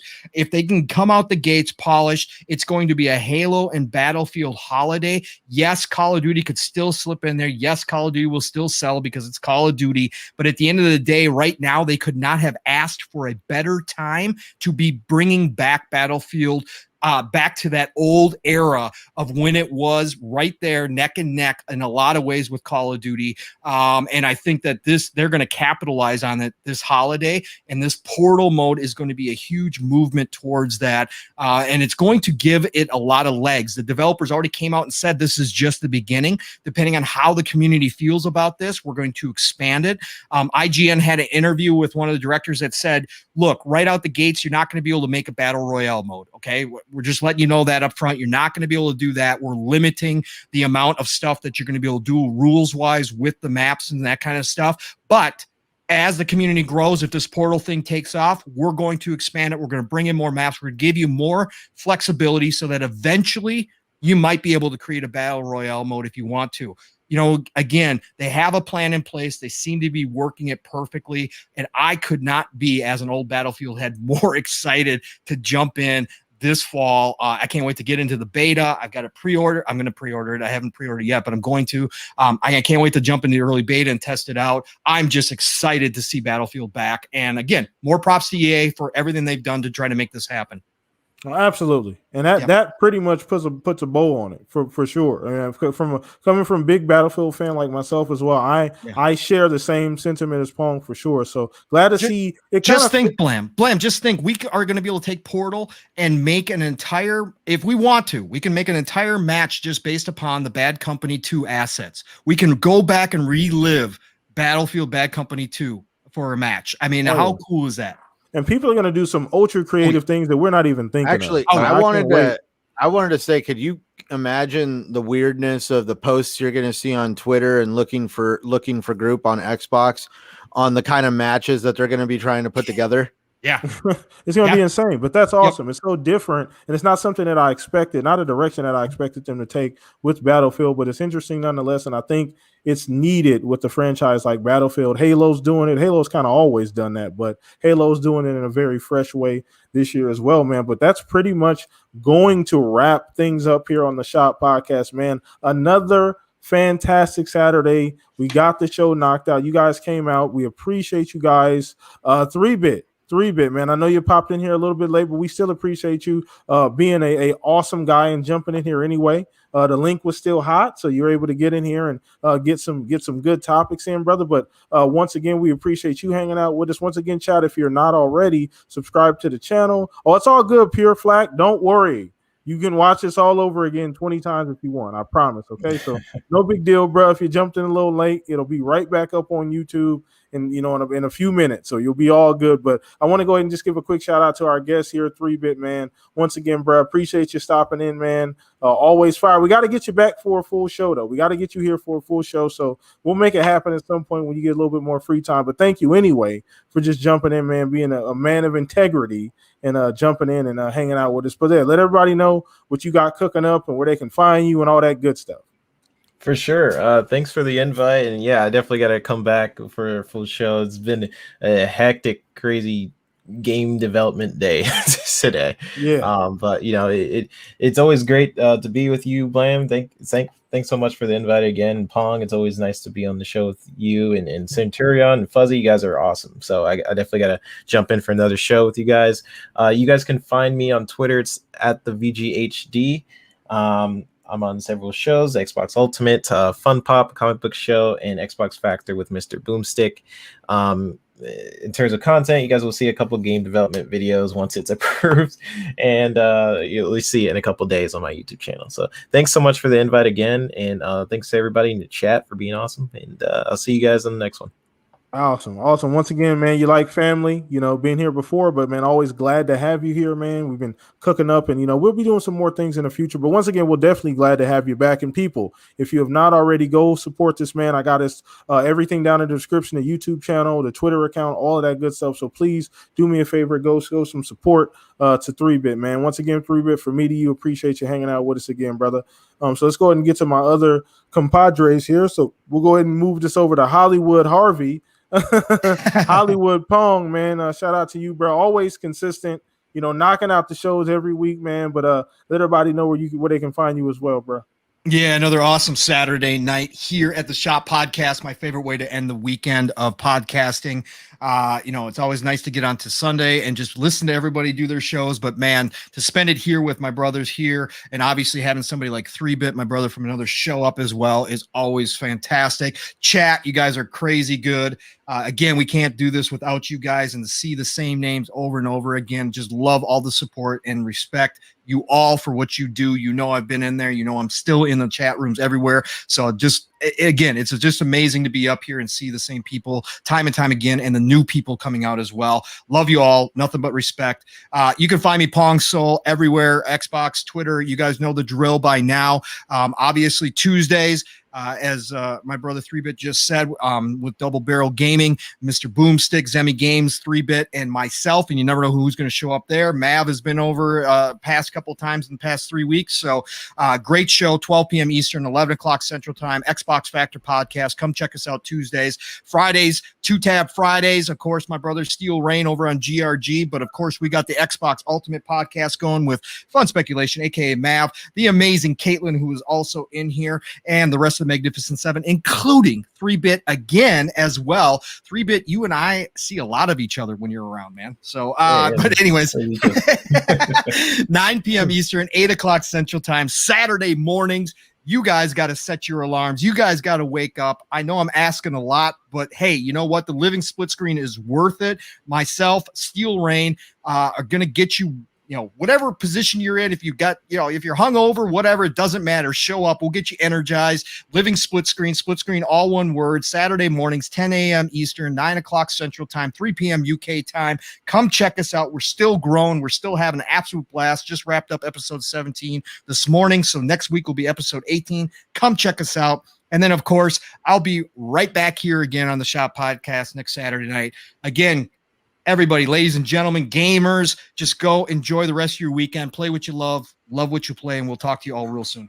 Awesome, man. And always glad to have you here, Pong, man. The battery of the Shop Podcast, man. We appreciate you bringing that energy every week, man, constantly. You do it on every show you're a part of, brother. So always a big piece of what we do. Shout out to people jumping in here. Like, what's up, Cyber? What's up, Dread, man? Appreciate you guys, man. Watch the replay. Watch the replay for sure.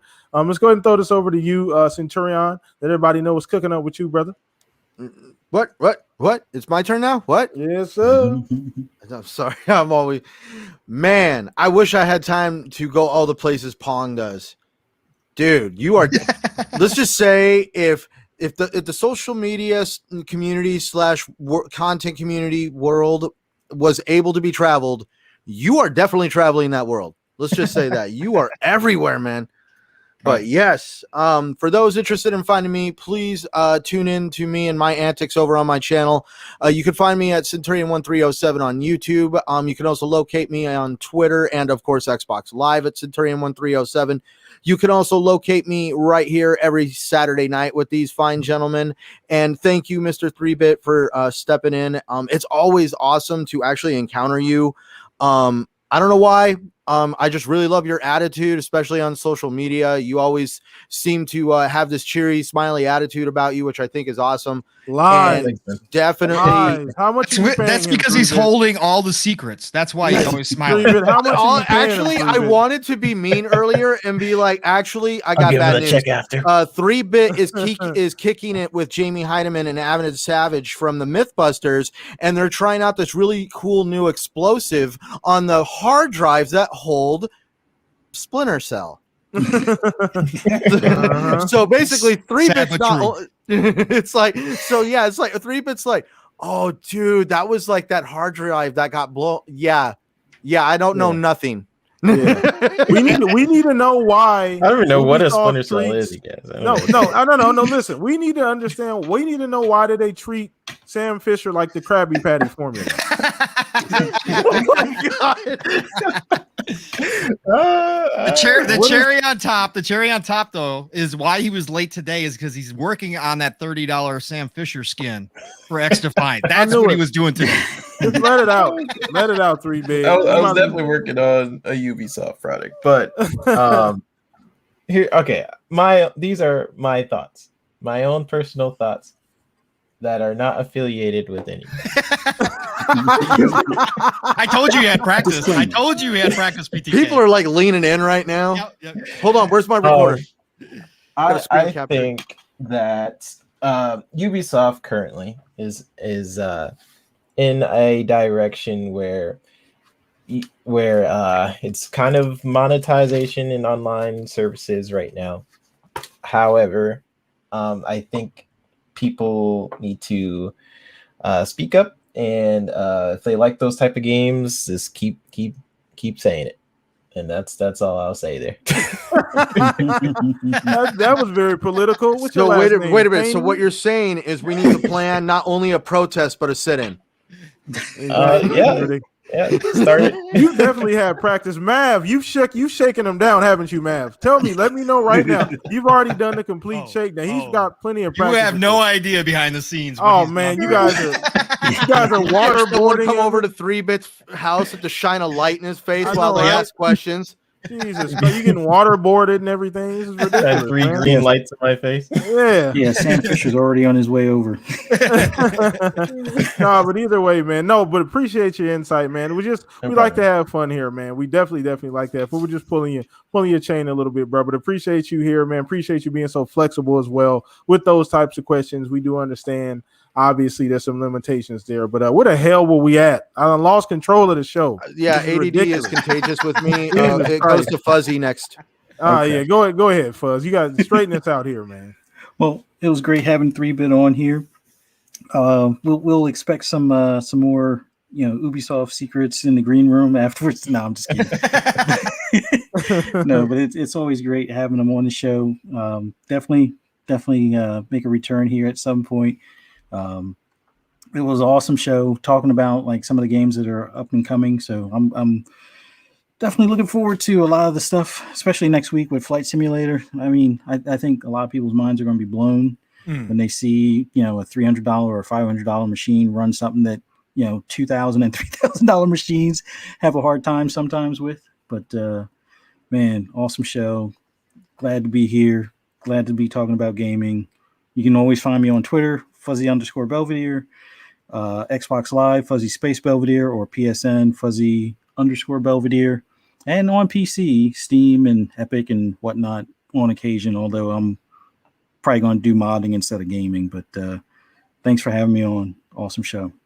Awesome, man. As always, and last but not least, your boy PTK Blam across the board. Let's not forget as well. Shout out to Stag as well, our other amigo, man. Shout out to you. Hopefully we can see you back soon, brother. Appreciate you. But yeah, PTK Blam here across the board on Xbox Live. Hit me up there on Twitter as well. That's mainly where you're going to find me. And when you find me there, you're going to be able to look up and find out about the shop. That's the easiest place to get the information regarding the YouTube channel, as well as just in general what's going on here with the shop. But we greatly appreciate you guys. So next week, man, looking forward to another guest. So same time, same place, man. You guys enjoy the rest of your weekend. We're out of here, everyone. Peace out. Play some video games tonight. Hang out. Have fun. Be safe.